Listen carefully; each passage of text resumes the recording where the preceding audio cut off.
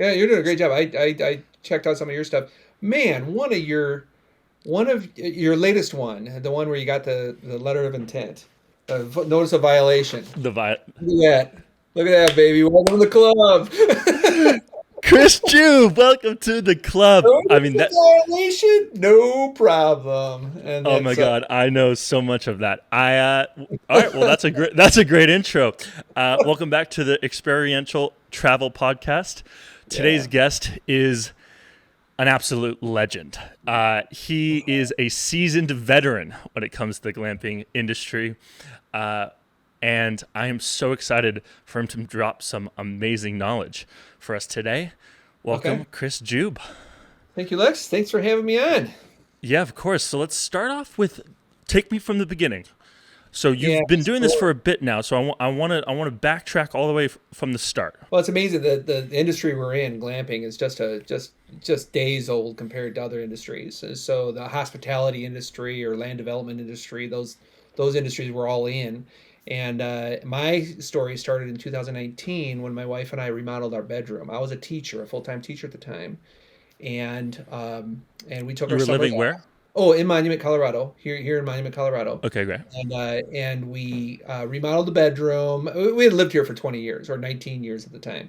And so we went all the way to the studs and took out everything. So instead of living in our living room for a month and a half while we're developing this, I built a platform in the backyard and erected my hunting tent. Took my hunting tent out of storage and put it out there, moved everything outdoors, and we loved it. It was so much fun. It was under canvas. We have a beautiful piece of property too, so we're very blessed out here. And then at the end of the month and a half, we moved out of the bedroom. We said, you know what, let's throw this up on Airbnb and see what happens. And we booked out the rest of the summer. I made $2,400 on my camping gear, my hunting gear, just as like we were swimming in the money at the time. The next I year, doesn't take love an that. idiot, we went ahead and doubled it to two tents. So I bought a brand new tent and built another platform. And that summer we made that was a COVID year, but we made $18,000. Now that's a significant side hustle. This is like for a Of teacher, this is course, nice. yeah. The next year, we pulled out all the plugs and we did six total units on our property. And we have a beautiful 6.5 acre piece of property. It might not sound like that much, but there's really a lot of elbow room in there. And there's a nice creek that flows through it. Our 6 acres house is pretty big. yeah, yeah, it's pretty big. So having six, we had three tents, and my son Micah, who's doing RV development right now, he was building container homes. He had just graduated as a welder, and got into that. So we built three container homes too. And I'm telling you, Lex, we made $90,000 that summer. And then Oh that was just my like God. game changer, man. This is like why we struck gold here. And that's when I started getting in trouble with the county, and the building department and the health department and Yep, U.S. Fish and of Wildlife. And course. I had a neighbor, one neighbor who did not like what I was doing. And now we still live in unincorporated El Paso County. And to me, they don't tell you these things when you move in that there's all sorts of laws and stuff. Unincorporated county sounds like leave me alone, go away. We don't like you here. That's what it sounds like. So Yeah. I really thought I had more jurisdiction than I actually did. So I got educated real quick, and Yep. I got that's really now my platform that I like to preach about. My website is glampingguy.com. I'm very transparent about the trouble I get into, or the obstacles that come my way, and it seems like there's an obstacle every day. And however, what we're building in the glamping world is so awesome. I mean, we are providing these unique stays for people all over the country, even the world. I've had people all the way from Mongolia is my furthest travel as a guest, and a couple of sisters from Mongolia stayed in my tent, and it was just I've been able to cross paths with people that I would never have crossed paths with.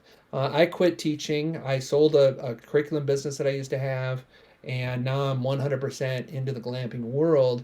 especially encouraging other landowners to build safe, legal, and profitable glamping operations on their private property. Chris, that's incredible. I mean, you had so many nuggets in there that I wanted to jump in Let's do and it. talk about.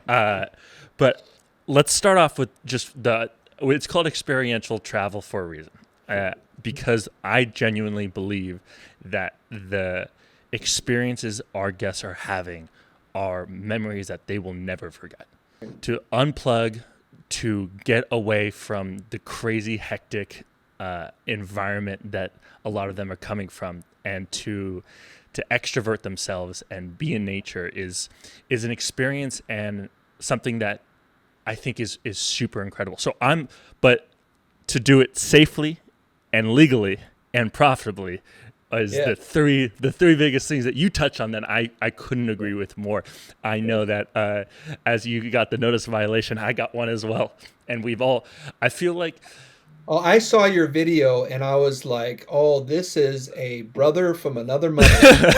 You were walking the same walk, exactly, almost identical. When you got into the 200 square foot garbage that yep. kind of details, that is exactly the same as my county. Now You let me talk ask you about this. putting what's that? Go ahead.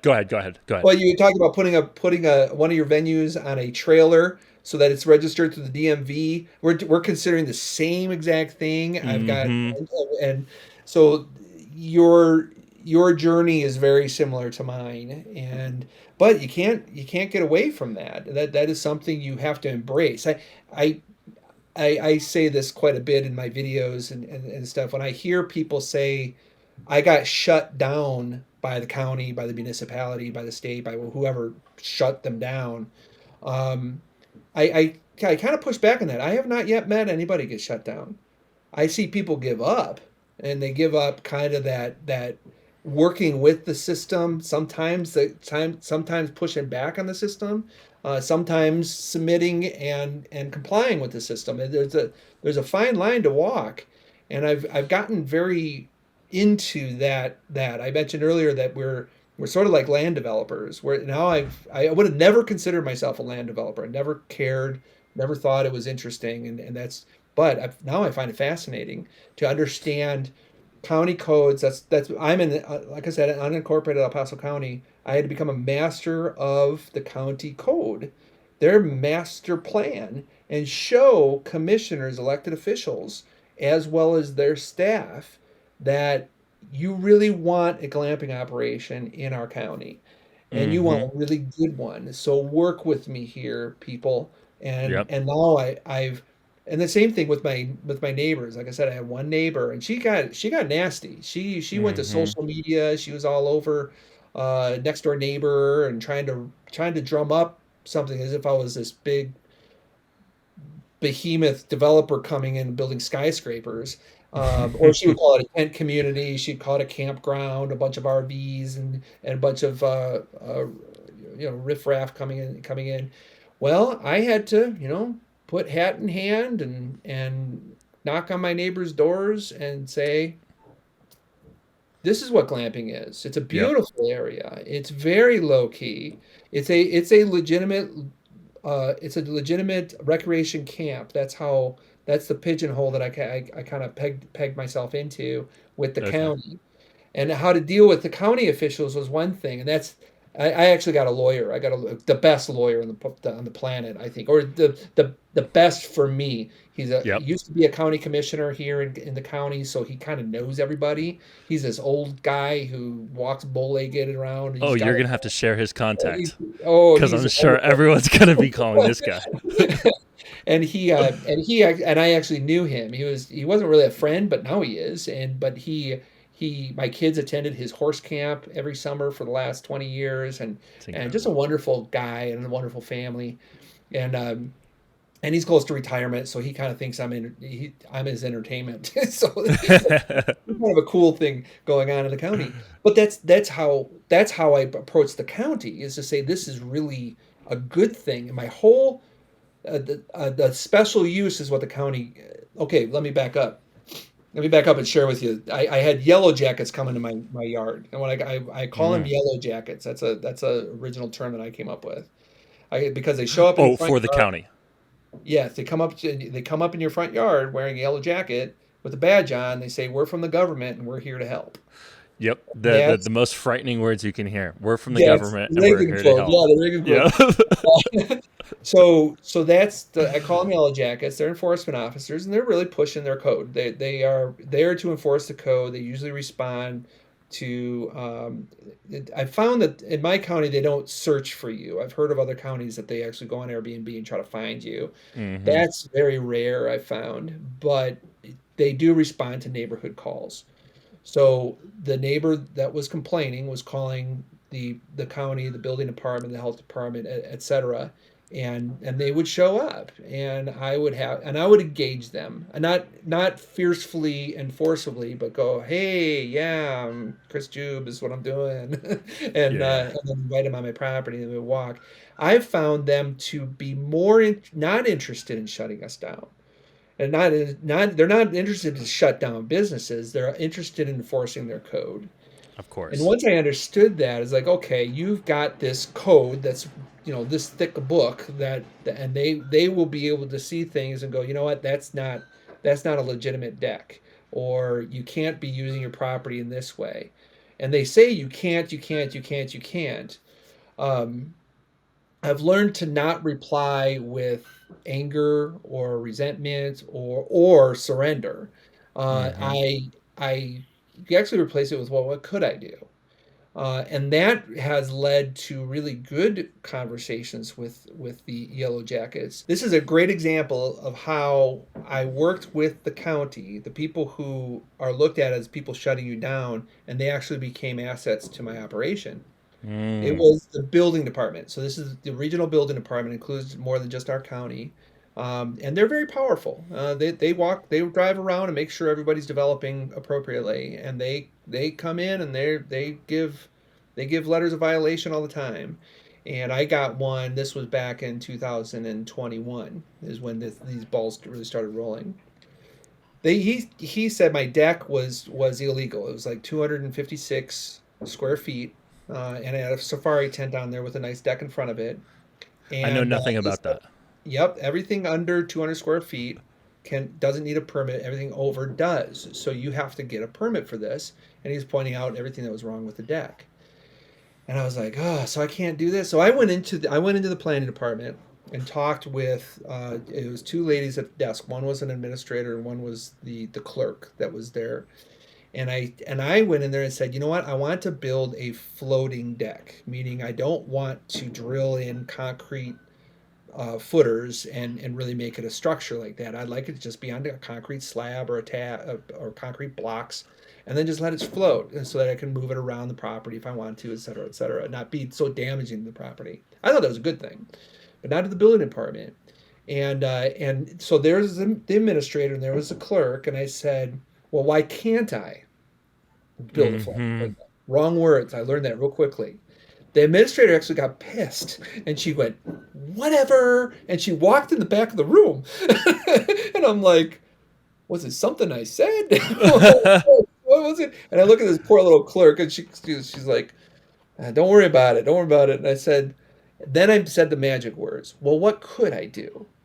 Yeah. And then that's when the discussion came up where it went back to the 200 square feet and stuff. And then I think together in the conversation we said, well, what if it was like a raised bed, like a garden bed, like that doesn't need to be permitted, right? Oh no, that doesn't need to be permitted. I said, well, what if I build the actual structure and we put a tarp, those nice tarps and stuff, and raise the tents over that, and so then I just have a small deck that's 120 square feet off the front, and that's Hmm. where people lounge. She's like, oh, that'll work just fine. I'm like, great. That's now all my tents are designed that way. And and it becomes I avoid a $500 permit for one, as well as all the engineering that I would have to do. Mm-hmm. Now that I'm a special use, now I'm a legit business. I mean, if you come to Monument or search Monument Colorado Glamping, you'll find me right there. Yeah. And so now I'm in the big leagues, you might say, when it comes to glamping here in this part of the country. So now I have to have everything legit. I have to have everything to code Mm-hmm. and engineered properly. But that's a good thing. I mean, that's a good thing because that's the whole safe thing. The building department's all about safety. They're not, like I said before, they're not out to try to shut you down. They just don't want anybody to fall off a deck and die. And that, that's Exactly. that's a Exactly. legitimate concern. I'm on board with that. I don't Yeah. want people to die Yeah. either. We're not in So the business of death here. We want people to be safe here. right, so a smaller deck, easily contained. There's other requirements and things like that I have to get permitted, but I can deal with that. So, um, but their code is really thick. It's a big. Mm-hmm. I've read the whole thing and I can see violations everywhere. In fact, I made a video on this where my enforcement officer, who we're on speed dial on phone now, it seems like, but Yep. he at the beginning of the year because he knew I was going through all the site development with the county. So the county and the building department are separate. This is something I didn't know either, but I learned real quick that they hardly even talk to each other, but they know what each other are doing and they kind of wait on each other. Mm-hmm. And so I, as a glamping developer, kind of leverage that as I develop. So then I could tell the building department, hey, look, I'm dealing with the county right now on my site development. So that's why this violation just has to sit for a while. I'm working on it and I'm Yeah. moving in that direction, but please be patient. I found they go, oh, no problem. It's that I was in a meeting at the American Glamping Association not too long ago, and there was a kind of a relatively new developer, a new glamping developer, and he said something along the lines of, "I met my first level of opposition. It wasn't a letter, but it was a neighbor, and so they pulled out of buying this property." Mm. And I'm like, "Oh, really?" And he was talking about how beautiful it was. It would have been perfect. And so I said, "Oh man, call me next time." So Yep. because we can work with Absolutely. this, we can make it work. That there's not a lot impossible in this field, and that dealing with the county, that's one thing. Dealing with neighbors is another thing. And that was more of the situation with the AGA guy. But the neighbors I ended up getting on my side Nice. versus them kind of riling up and not my backyard type of protesting because my neighbors are NIMBYs. You know what NIMBYs are, right? Not in my backyard types, and they Yep. really are. They want the sprawl to go away, and they get pissed off at any kind of development in the area. Mm-hmm. So I I had to show I had to answer their concerns. NIMBYs. I love that term, by the way. I'm Yeah, stealing that. yeah, NIMBYs, and Yeah. That's great. they're popular around here and in this part of the county because it's actually popular everywhere. They move into an area and then they want all the development to stop. So they're fine with Mm-hmm. building their house, but then no other houses. Protect my not in my backyard. I actually this was Providence, honestly. Then my next door neighbor has 30 acres, and she was a widow, and she owned this property. I've known her ever since I moved in 20 years ago, and she died of COVID. Oh my goodness. And so that was heartbreaking in our neighborhood and stuff, and everyone knew her, but she was kind of this bulldog-ish type of person. She was an NIMBY, and it was just not in my backyard. And so she was and we live on the border of Monument, the town, and so there's houses being developed right across my creek, and you can see Mm-hmm. the city being built right against our county. And the a long story short, that property sold to a developer. So it was kind of an oh shoot moment for my Mm-hmm. neighbors. They were like, the sprawl's coming into our little hub, and then so that I leveraged that, and I said, I can make a monument too. I never threatened that, but I think that was on all their minds. They're like, Yeah. oh, okay, Yeah. Yeah. now Yeah. the whole everyone's gonna be annexing into the town. We're gonna have skyscrapers down there by the creek. So I leveraged that and said, "Boy, it would be really great to have you on my side when I bring this to the county. Would you?" And then that's when the neighbors got very positive about Monument Glamping in the neighborhood. Yeah. So I wasn't threatening them. That would not have gone down well.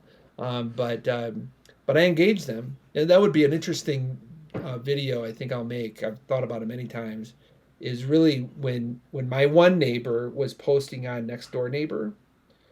Um, I engaged her, but I really wasn't interested in persuading her. Does that make sense? Mm-hmm.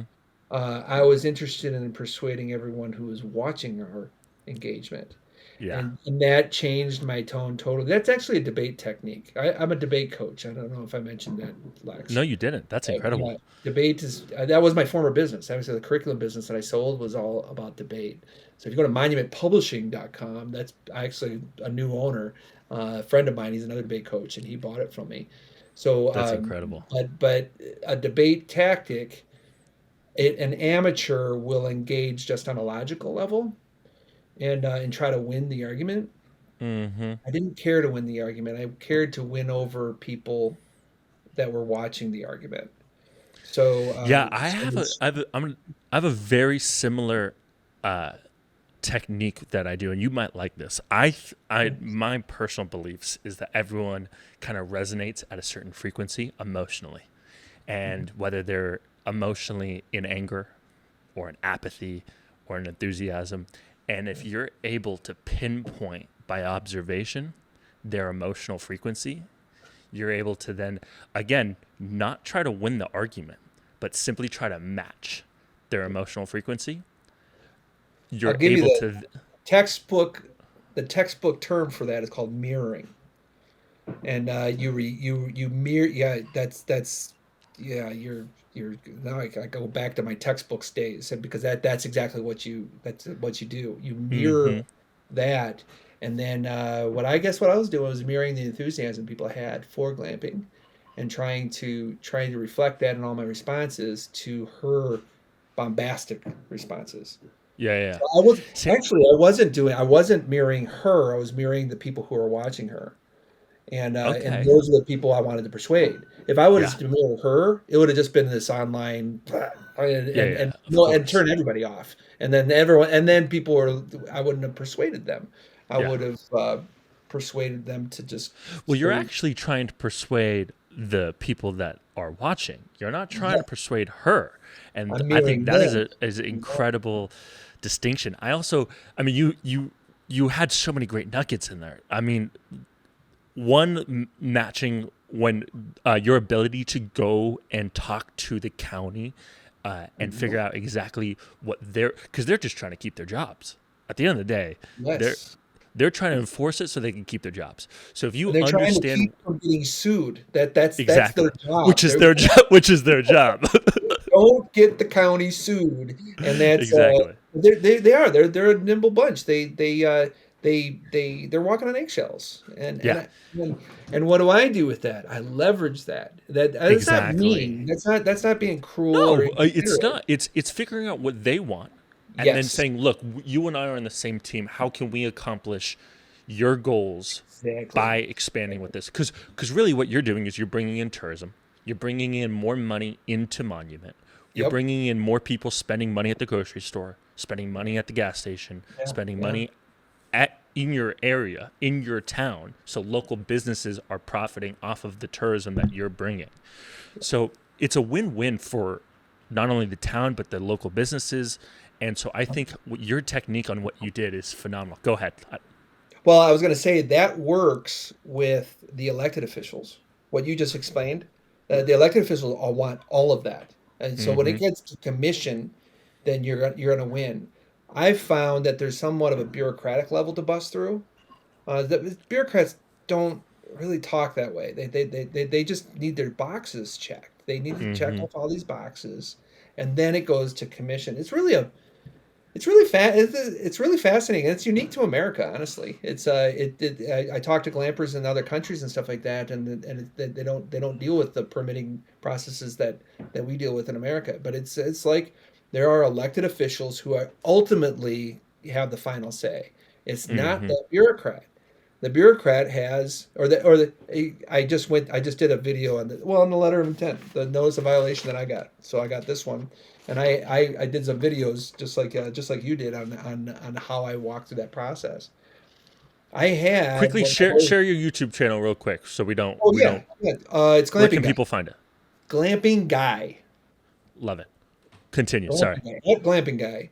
And note if you see the notice of violation video series, there's 5 parts to it because I right away when I got it, I started off saying, "Oh, got this in the mail." I had no idea this was coming, but it was a situation where, well, it's a good story. You want me to go into it? It's kind of I would cool. love to. Yeah. So I got my special use permit in 2022. Okay, so it took me a good 6 7 months to get through it, and I finally got it awarded. And that included the whole social media smear that tried to tear me down, taking me down and stuff. But boy, we had a party then, and so that now I'm allowed to have 8 units on my property. Okay, That's incredible. and that's what I have right now. I have 8 units. So the secondary part of that is more of an administrative thing. So and that may have been a public hearing. I would have gone in front of the commission and argue for it, and my neighbors would be arguing against it, and it would have been in the paper and stuff like that.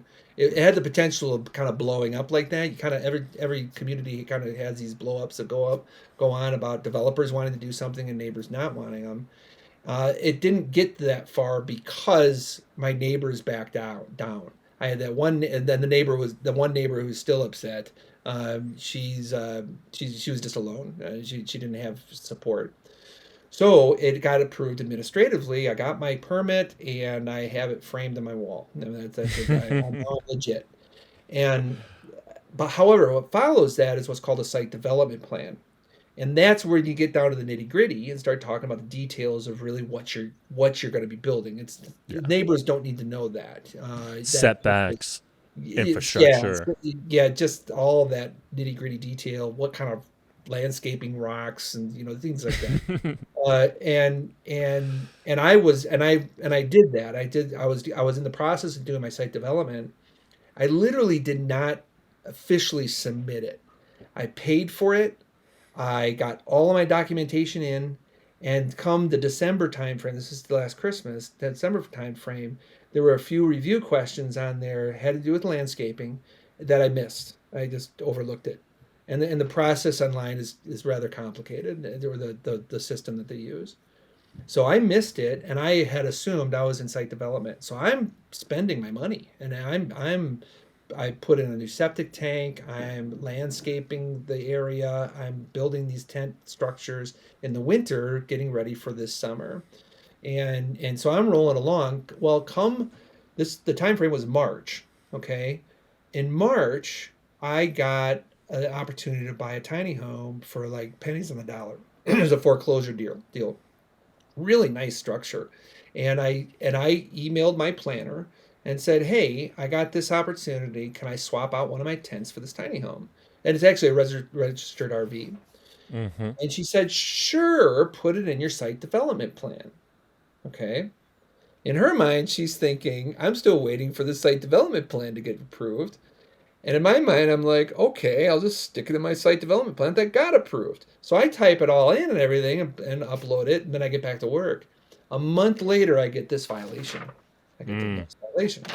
And it says something about the RV can't be there. So that's what it pretty much says. And at the end of every notice of violation, and I think you would agree, or your county is very similar, it says, "Get a hold of us in 14 days, or we're gonna, call the president or something. It's gonna do something bad." Yeah, they Um, in so I ours called they it right say away. we're gonna pick it up and take all of your belongings, Yeah, no matter who's living in there at the it's time. the same thing with a parking ticket or a speeding ticket or anything. It's either you respond or we're bringing it to the next level. Okay, so I responded. I said, very day I got it, and I said, I left a message on the enforcement's voicemail, and I sent him an email, and I carboned my planner, and I said, "Hey, I talked with my planner a month ago. I carboned her. everything was okay here, so I don't know why this is happening. Well, she shoots back. The planner shoots back. Says, you don't have approval for anything. You still have not answered December's review questions. And she started getting kind of witchy. The And landscaping. yeah, landscaping rocks. It was really ridiculous. But so something I thought was petty, she's like, see, it's just the box. It needs to be checked. It's Yeah, not and the it's box and it's needs to and be it's checked. all I because don't care it's how violated. her job on the line there. She's like, well, this is not Right, on me. right. So the way this panned out, and I recorded the video the day of, and then well, I got a hold of my lawyer, my scruffy old guy lawyer, and he's great, and he agreed. He read this and he agreed it's a vague violation. Whether this tank gets swapped out for an RV, that's really not a special use problem. That's a site development problem. This could be handled administratively. This does not need to go through special use because the enforcement officer was also out of line too, where he said in an email, I'm not stretching it. He said, "Look, comma, you're trying to put an RV in the middle of a residential neighborhood." Now, this is the debater in me now here. How would you respond to that? Because he's wrong. He's wrong. I'm not in the middle of a residential neighborhood. That's an exaggeration. That's an ad hominem. And I do have permission. I do Yeah. have my special use. It's framed on my wall. Okay. So, however, however, the amateur would challenge him and say, "You don't know what you're talking about. I'm going to sue you," and all whatever. Yeah. And I don't have the money to sue the county, but that's for the big developers. That's what they do. But You ask instead, what can I do? yes, what can I do? And that started the conversation to how we were going to remedy the situation. Because really, I was in the wrong. I did not have my site development submitted. Okay, whether I paid for it or not didn't matter. Their processes, by their book, I needed to have that done. It ain't done. Get it done. Okay. And they said, and you can't have an RV on there. That's when I pushed back, and we set up a meeting with the planning department and my lawyer. I had three planners in there because I have a second property that I'm developing too, and so I had her in there. I had my current planner, and I had their boss, the planning director of the planners, director of the planners, and my lawyer called the head honcho executive director and talked with her first, and she's brand new. Again, a lot of this is leverage and understanding your county, understanding your it's a debate tactic. Understand your opponent. You Mm-hmm. understand how they think, see things through their eyes. Their whole they had a brand new executive director and things like that, and she was more adaptable. So we got through the meeting. Gosh, the beginning of the meeting was awful. My planner sat there and she looked at me and she was like this. What is this meeting about?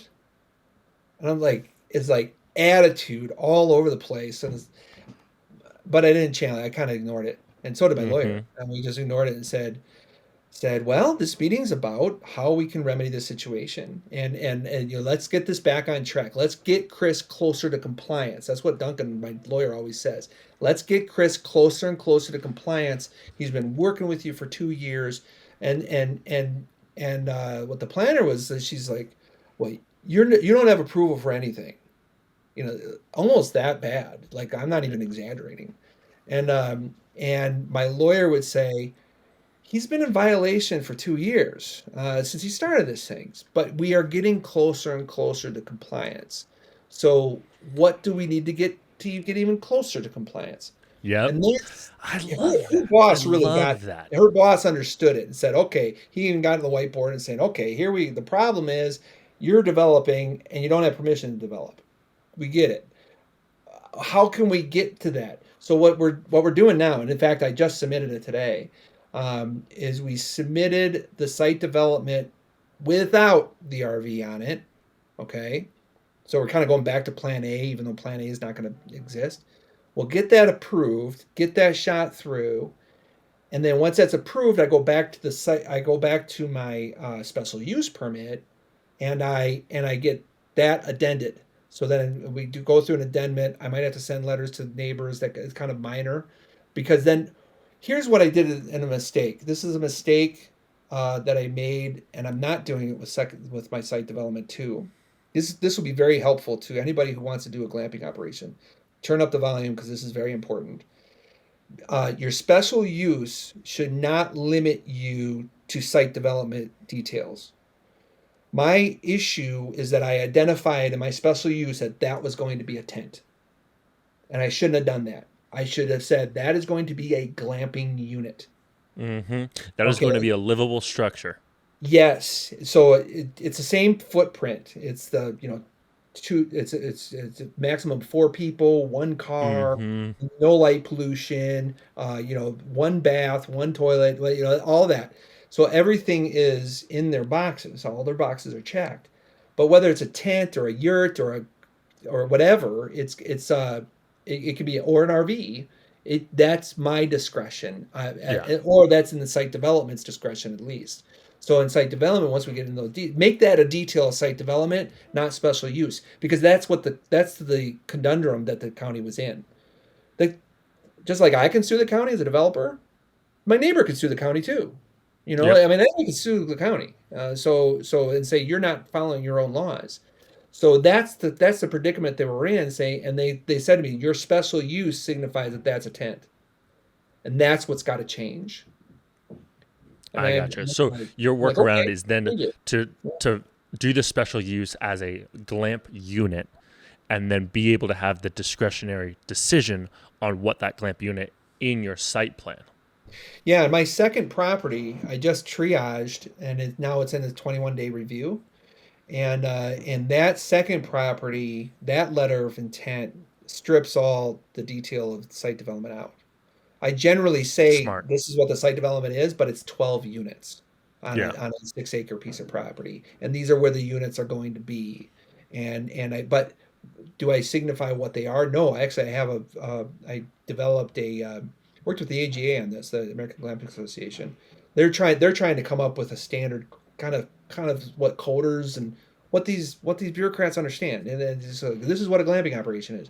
And so I verbalized it as it could be many things, and I forget what I narrow it down to 4 different things. Like it could be a tent, it could be a structure more like a dome, or a tiny home. It could be a recreational vehicle, on wheels with a chassis, and it could be an earth home. That was my first one, my last one, like a hobbit hole or something.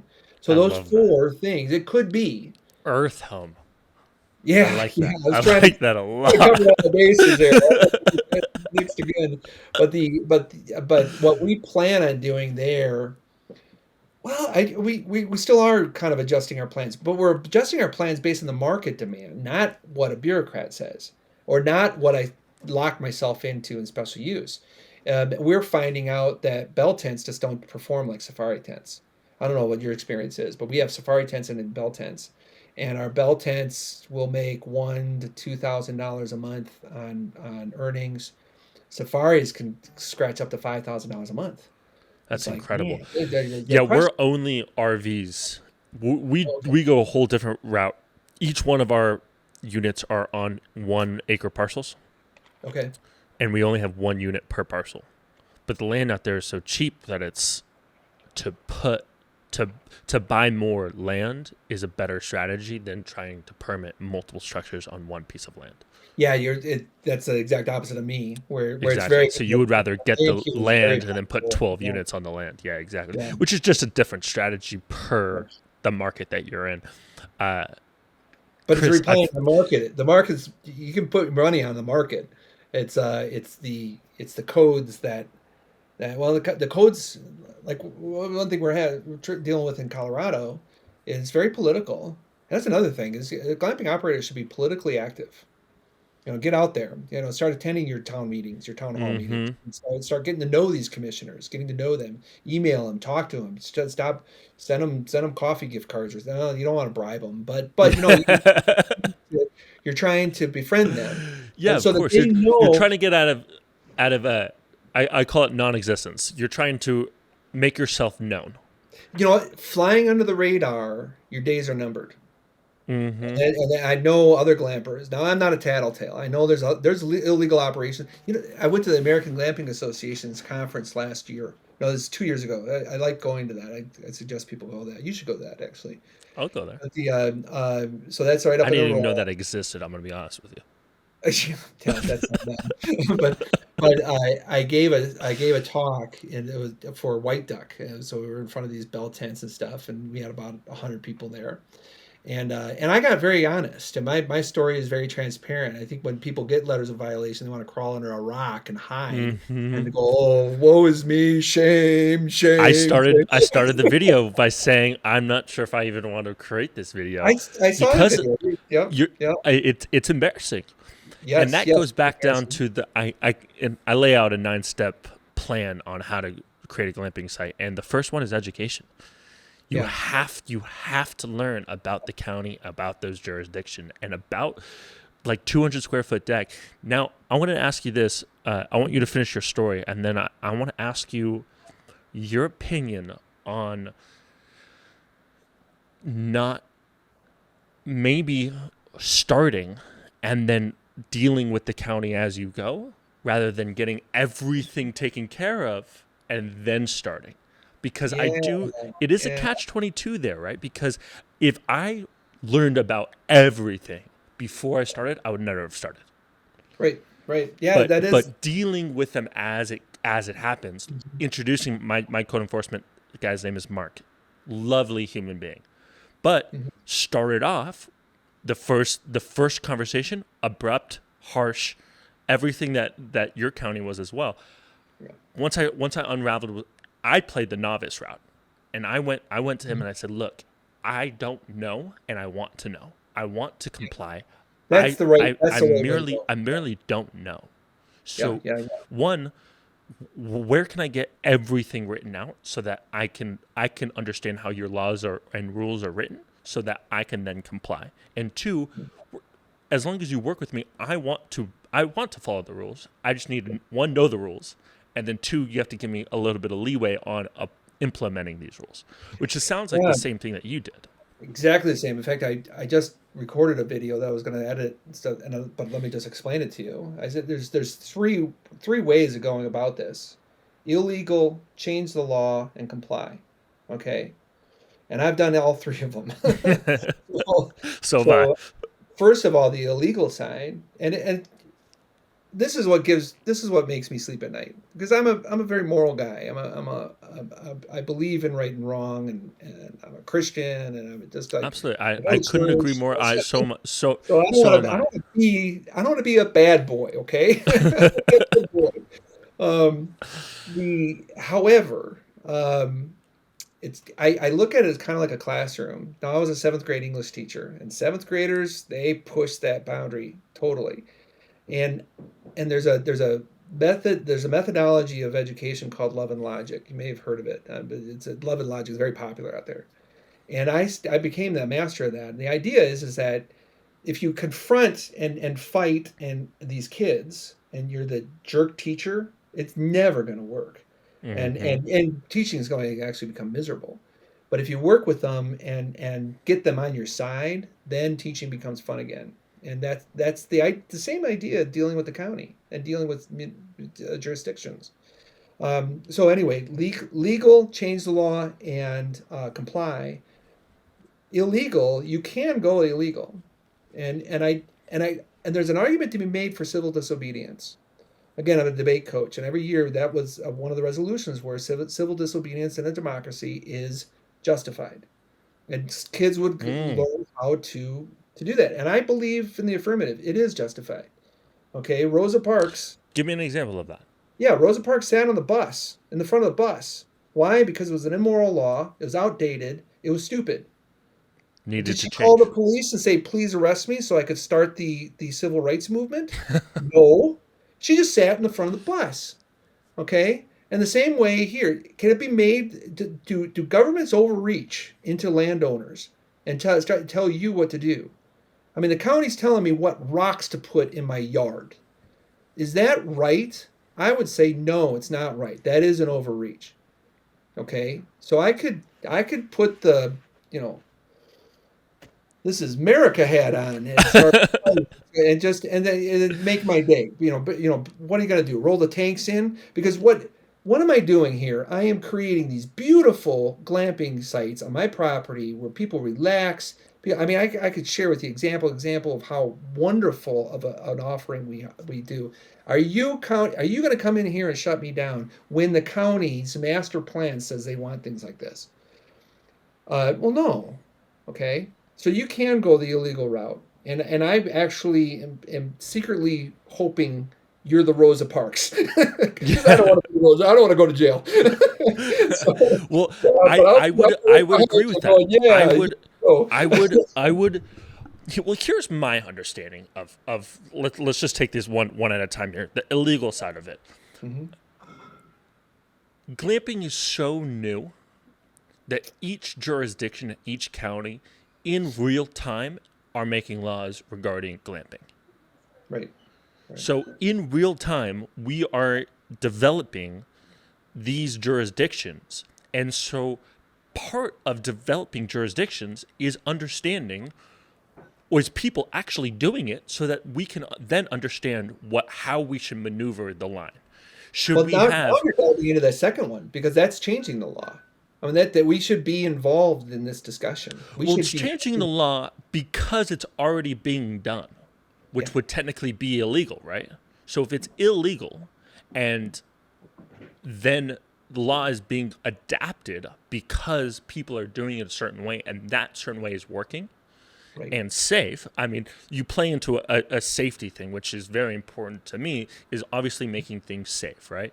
As long as it's safe and it's not harming your visitors, your guests, your neighbors, and the environment, I think there is a in the middle part of legality. It should be it should be legal, and let's, as a group, county, neighbors, and glamping people, we should be able to come together and figure out a middle ground that we can all live and flourish in this space. That's making it legal, and I envision when I got my special use, I was all locked and loaded, ready to go in front of the commission. I was so excited about it, and I believed we could win over the commissioners.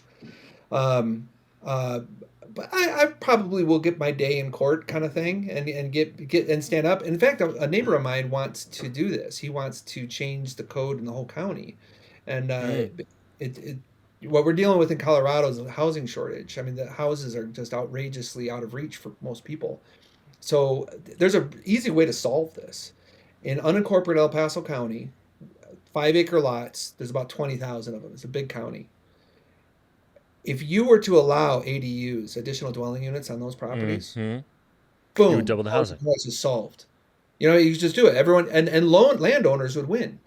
Landowners then would say, "Oh, okay, I've got 5 acres. I want to put a couple of tiny homes on here and start renting them out, and making money." Yeah, and you would stimulate the economy. I mean, you would open up so many jobs in construction. You would You would open up land developers and people who own those homes to start creating an additional revenue stream. Little developers. That's what would happen. Okay, Yeah. so it would Yep. it would be an easy fix, and it would be wonderful. And I see myself getting in front of the commission and making that case. I see myself becoming a commissioner. I could become a commissioner. I mean, I could run for office. That's what I mean by making it. Commissioner Jueb. Yeah, Commissioner Jueb. I'll be there, man. I'm ready to both defend landowner rights as well as hold the feet to the fire to developers to make sure that they're safe and legal, and they'll make sure they're profitable. So I don't need to hold their hand on that part. But safe and legal is part of what is responsible government, and so that's that angle. I personally, I'm very involved in the Chamber of Commerce.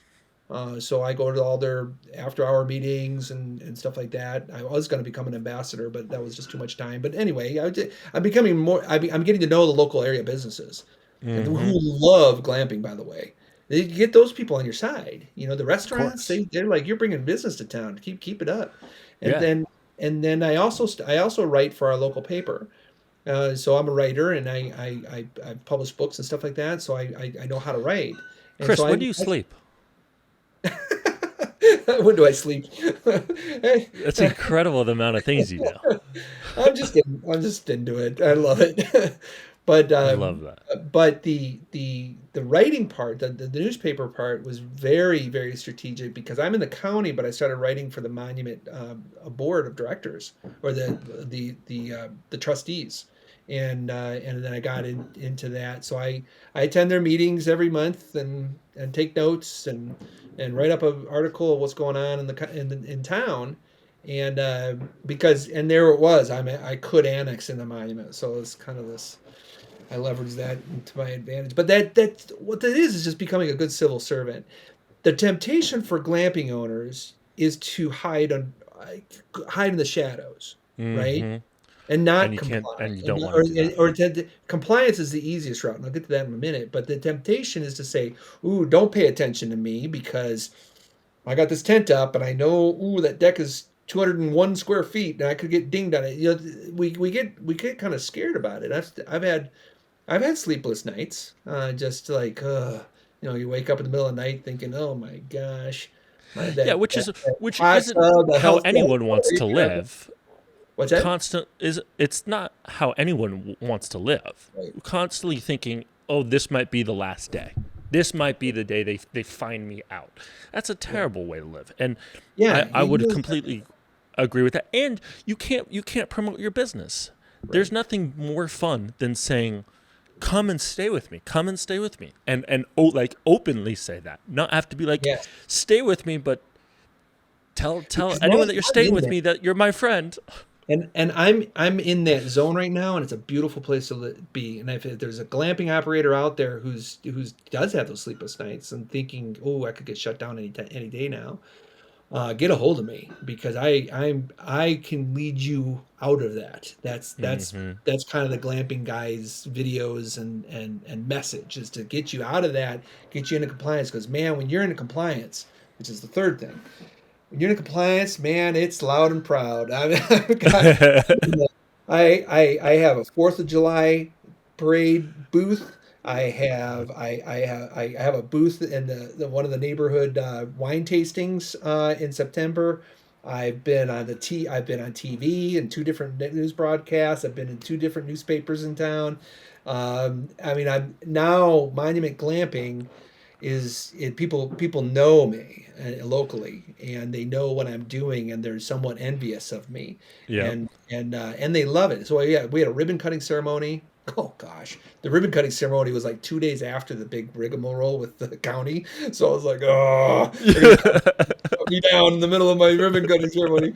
But we went ahead with the ribbon cutting ceremony. And why was that? Because I had business owners there. I had a huge gathering. I had a big picture on my website of all of us. We got the big huge scissors, and stuff Oh, like I that. love And that. we got our monument glamping caps on and stuff. Yeah. And I had the news there. The news had their big tripod with a big camera on it, and they were filming the whole thing. And I had the American Glamping Association president write this really nice letter, but talking That's about Chris and Wendy incredible. Jueb opening up their glamping place. See, it's that loud and proud idea. Hmm. Get into that position now. But here's the little secret, and I'm glad I mentioned that. That was right when I was getting in trouble at the county. I'm still not 100% compliant.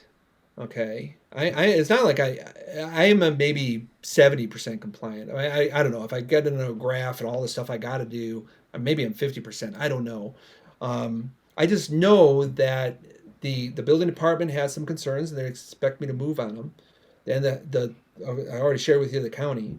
Health department, I'm probably most compliant with because I just got my septic tank installed. But for 2 years, I was doing an outhouse type of solution and a composting toilet solution. They said I am out of compliance in that part. But Really? did they know that? But yes, they did. Well, this is one of the yellow jackets showed up. It was the health department, and he and I walked my property. And this was when I was sharing property with a neighbor. It's a whole other story. But we were dumping the sewage into her septic tank. Oh, I did mention her. This was the widow who died. So we were Yeah. we Yeah. were sharing part of her property, and he inspected everything. This was a three container homes, was going what had flushable toilets in there, and he inspected everything and saw it. He goes, you need a permit for that. And I said, yeah, okay, let's talk. And he kind of shrugged and said, "Well, at least you're not dumping the crap in the creek, because that's what kind of the stuff he's used to. You know Yeah, yeah, that's yeah, that would be yep, a health violation." And yeah. then he would have written me up and said, "You can't. You got to shut down immediately. This is a health violation." It's so So funny the level of what they see and then the level of what you're doing, and yeah, a lot of, like we'll have our code inspector come by and be like, technically that's out of code, but you know you're doing everything else. This is right, fine. right. That's it. So that would be. I mentioned I was speaking at the American Glamping Association, and afterwards, after I told them my story of getting into trouble, a lot of people came up to me and said, I've got the tent too, and I could get this for you." So they are like, ooh, there are a ton of people at the Glamping Association who were like that, Hmm. and it got me realizing, we're all kind of walking that line. Even the big developers, even the people who seem to have it all together, Hmm. the big shots, they too are walking that line. And that's really how development works. That's the little And secret, is that they're would all but out of it violation. makes you think there, right? Because I choose on whether I'm going to do something or not based on if Yeah, it's more pro survival than not pro survival. yeah, And I genuinely think creating beautiful projects, creating things that are offering these type of experiences, that are offering things that or experiences that create lifelong memories for guests or for people, whether it's these big developers building homes so that people can raise their new family hmm, in that home, or someone from Morocco coming to stay in a tent in Colorado.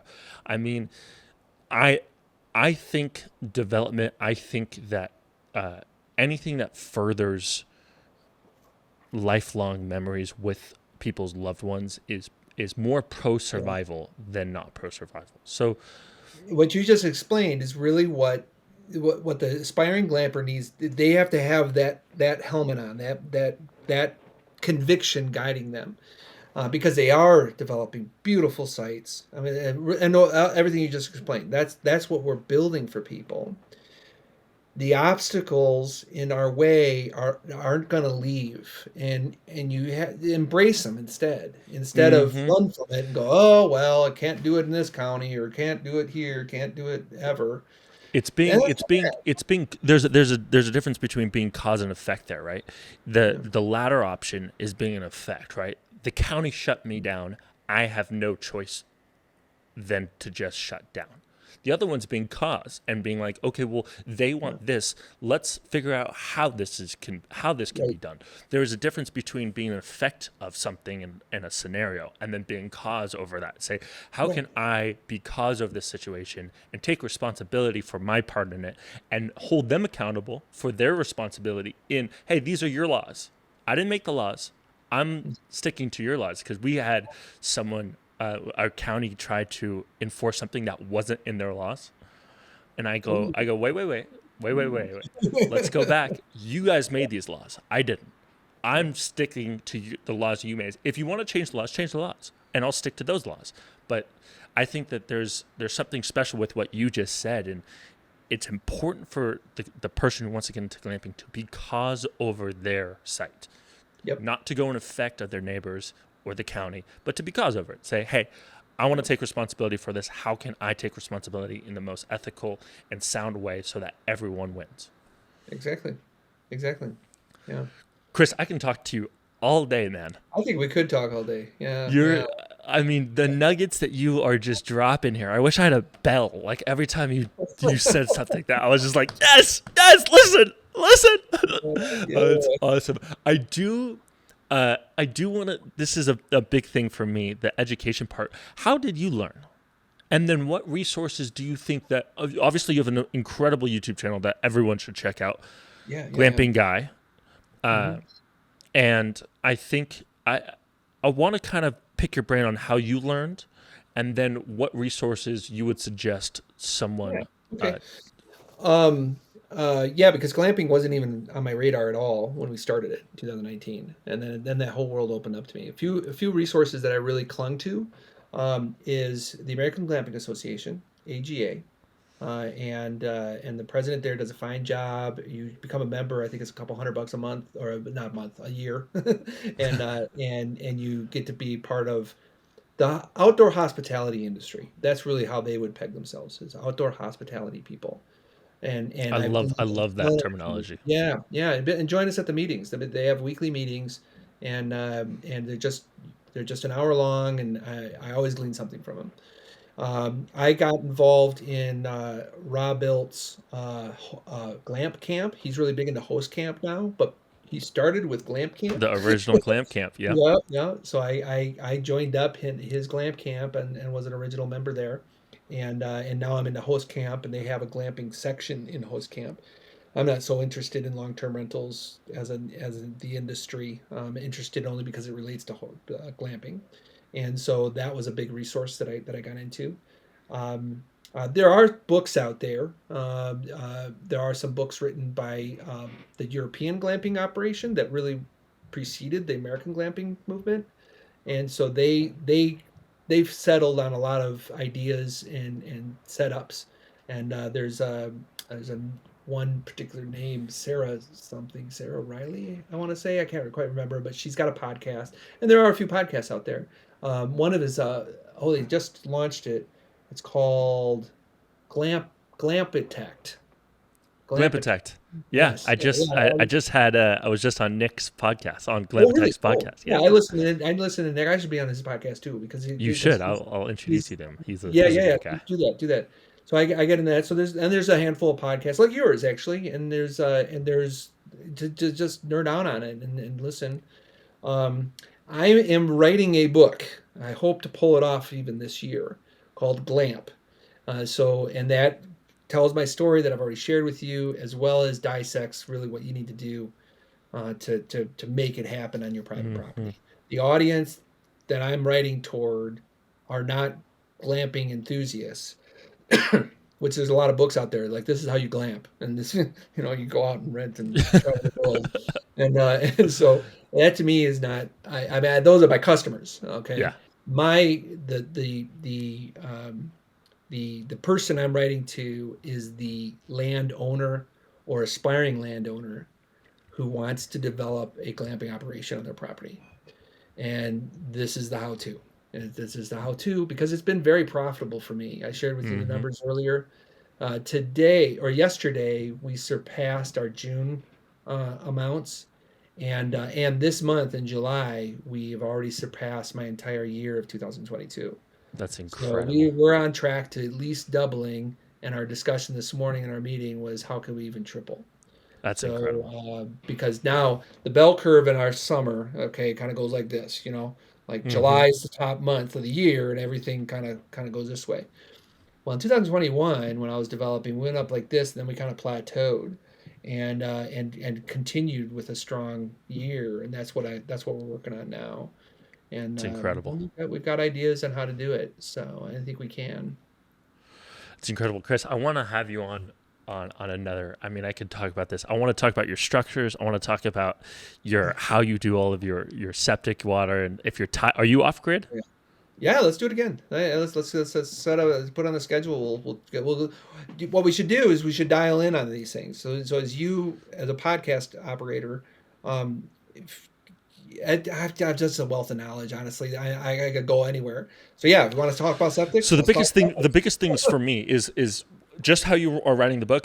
I want this podcast to be about that. I Okay. want to equip people with the knowledge to create experiential travel so that their guests can create lifelong members. That's like Yeah. the tagline of what we're trying to do here is because I want to wrap up with one of your stories. But before we get to that, um, I break it down into the nine steps, right? It's the education, it's choosing the market, choosing the land, structures, utilities, Mhm.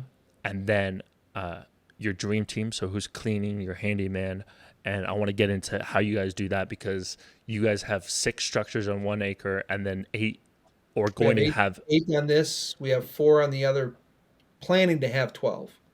Yeah, so I mean that's And we'll have 12 20 trucks. structures. You're going to need an infrastructure in itself just for linens and Right. cleaners and all that. So I want to get into that, and then booking channels. How you I know that you have a website that you get bookings, but if you're on Airbnb and VRBO and what those numbers look like, which one you prefer, I have a whole strategy and a pro tip on how to get all of the emails on Airbnb Okay. onto a database, and it's a strategy I haven't heard yet, and I'm not sure if other But people do do you it. use an So operating system? Do you use like a it's a Guesty software. or Yeah, no, what's the it's a software? so. Uh, I'll give you a hint. I'll give You you you a little you insight. we're going to the I whole want to other walk you through. podcast here. I want to walk you through exactly how to do it. But basically, we say go to our website, download our full itinerary for your trip. So we have created a PDF that has every single hike that they should do. They have a 1 day itinerary, a 2 day itinerary, what hikes to do at the Grand Canyon, Good idea. when to wake up, what restaurants to go to, what's the must see, what's the you should probably and if you're bored, do this. Okay. And so we have a whole PDF. And so they go to our website, they download it. Then we have Zapier, which is basically a software that sends them the Exactly what I'm talking PDF, about but they have to put their email in order to get that PDF. So every guest puts their email in, opts into our email thread, and then each one, we have 6 units now. So and we operate like a 90% occupancy rate, average to now. Yeah. 95. That's It's good. been a little bit slower because of this everything that's going on in the world, but it's crazy the amount of emails that we get. So we're Mm. only on Airbnb now, but stuff like that, right? So booking channels, and then your software. So Guesty, I use Guesty for hosts and Price Labs, and I know that Rob Built recommends those as well.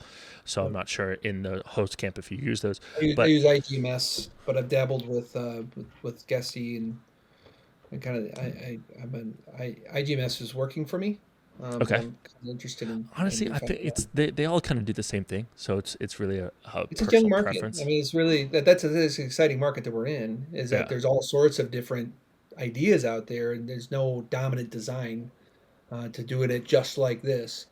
Even to the point of, what structures use. I could share with you about the bell tents versus safari tents. Well, that just took a couple of years to figure out, Isn't that and crazy?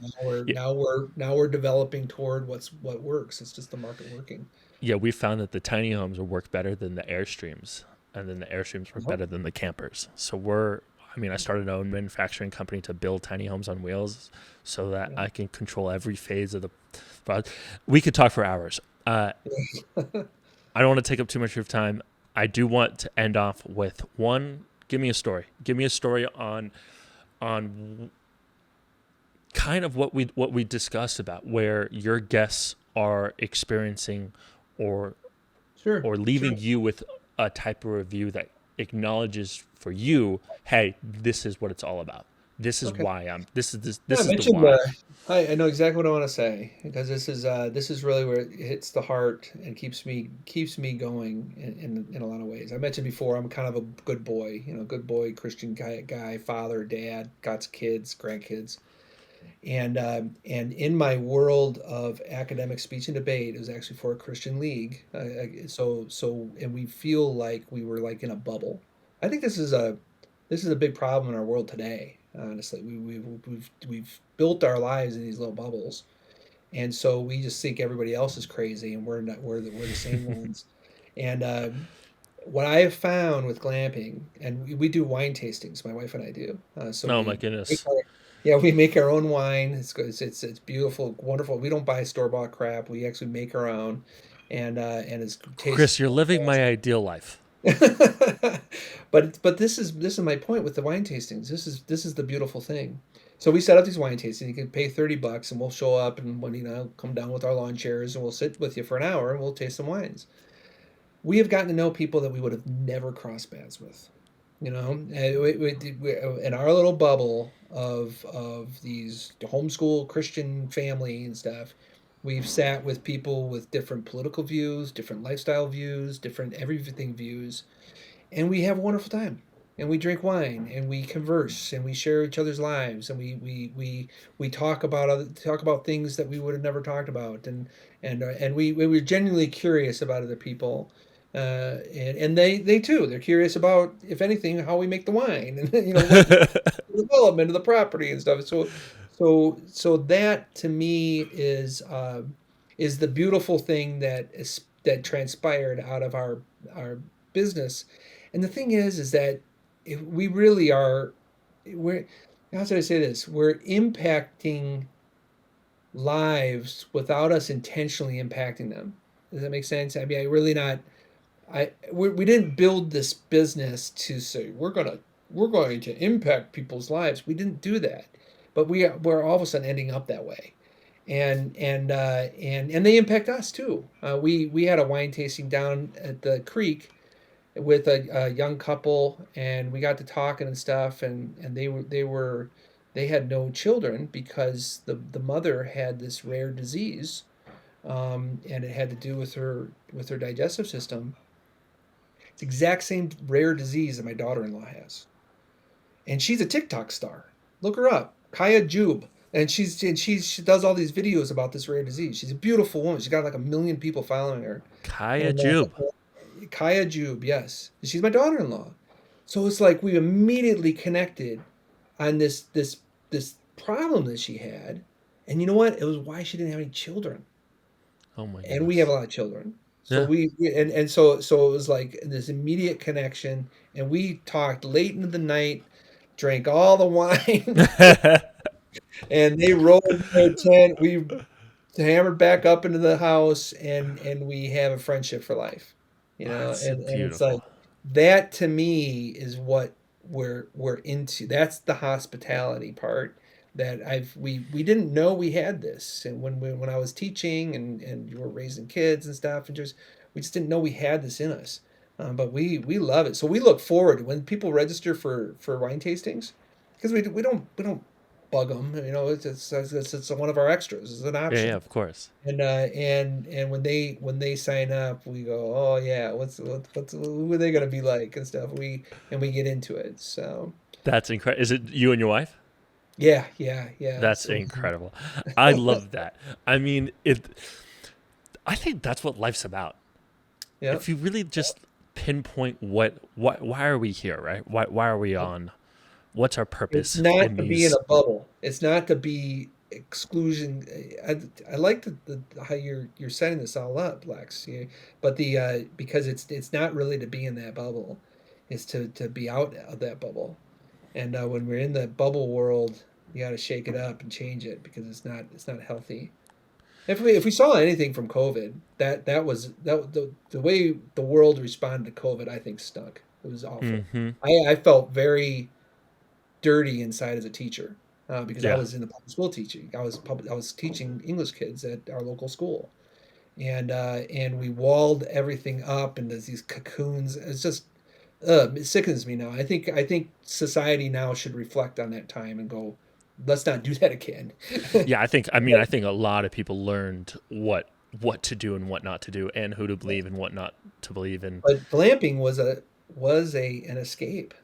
Yeah. Our glamping year. I mean, people were signing up, and they were like, "Get me out of this apartment, get me out of town. I need to just be out in nature and with people. I mean, we could be outside. Well, When that's what everyone's oh, that's exactly what I did. I was living in New York City when it happened in wow, January of 2022, or in February of 2022, and or sorry, of 2020, and I remember being like, I'm not going to be stuck in the size of a shoebox yeah, for years. So I went back to Los Angeles, quarantined with my family, and I was like, I need space. I uh-huh. need to buy land. There's this country song called "Dirt," and the whole song is basically about buying dirt. So I was like, you know what? I'm gonna buy some dirt. Buy some dirt. And Yeah. that's actually when glamping exploded from 2019 to 2021. It became that's the discussion. It's like, whoa, everyone's discovering this way of travel. That because what were hotels doing? They were doing stupid things like cutting off half the rooms. Campgrounds were doing that. Our state campgrounds, as if this was going to solve the problem, was every other campground was shut down. Every kind of campsite was shut down. Well, that cut the supply in half. Yeah. And so you go government, and I didn't have to cut my supply, and Yeah. so I was like, hey, come here, and so that from 2020 to 2021, we were wondering if it was just a fad. But the camping industry, this is actually a point in my book, is really let the research guide you. Follow that research, and some of the best research is coming out of KOA. You asked me who I study a lot. KOA, they're the researching geeks, and they came out with studies saying uh, COVID was a boon for outdoor hospitality. Yeah. Now, it's not like people went on vacation outdoors and now they're going indoors because COVID's over. No, they went outdoors and discovered they really like it. Yep. So camping is becoming a rediscovered uh, recreation option that people didn't know they really liked. And Also, I mean, work from home has helped that so much. yes, People yes, can now work from anywhere. They're like, let's go on the road for the next 2 months and work. We have a guest literally checking in today. They go, yeah, we work remote. that very You reason. have Yeah. you have you have Wi-Fi. You have a place to stay. We'll stay in an Airstream and hike the Grand Canyon. Yeah, Wi-Fi is a big one. That's another research guide you that the research really shows Wi-Fi is one of the most important amenities. Yeah, And I still have glamping friends, or these aren't glamping friends. There's actually big glamping operations who try to convince their guests that they should unplug for the weekend. And I'm like, you are shooting yourself in the foot. I mean, yeah. you We are telling go them to not come. we go no TVs but offer Wi-Fi. Yeah, it's beautiful because people Yeah, do want to get away from TV. yeah. People are like, yeah, I could, I could, Parents I want could. their kids off of TV, but they do want to stay close to their emails And then and we have a sign that says, "This is your guilt trip sign to turn off your phone." yeah, that's great. I like that. So this is your little guilt trip. But you still offer And but we Wi-Fi. still offer Wi-Fi. Well, we get a lot of international travelers. So a lot of international travelers really rely on having a place to where, because a lot of their phones don't work unless they're on Wi-Fi. So That's good. having that Wi-Fi helps a lot. Chris, I could talk to you for hours, man. Let's get Yeah, another one of these scheduled up. I mean, the amount of knowledge that you have, I could pick your brain. well, you probably A have to mi- edit this in a couple parts. Go ahead and do that, and then we will get on the schedule again and talk Well, more. we're gonna release the whole thing as a long one, and then we're gonna release a bunch of short TikTok versions of it, Instagram versions of it, and we'll send you You all the post it. content as well. So I'll send them all to my people too. That'd be fun. awesome, Chris. Well, thank you so much for jumping on. And if someone wants to find you, where can they find you?